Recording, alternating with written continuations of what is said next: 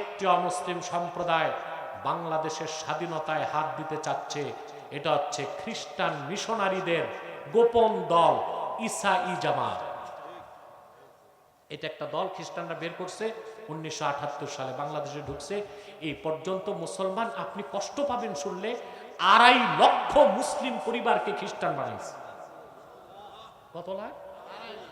গত 2 মাস আগে 100 যুবক যুবতীকে এটিএন বাংলা নিউজ ঘুরাইতে নিয়ে গেছে, তারপর পুকুরে গোসল করায় বাইবেলে হাত দিয়া খ্রিস্টান বানাই গেছে।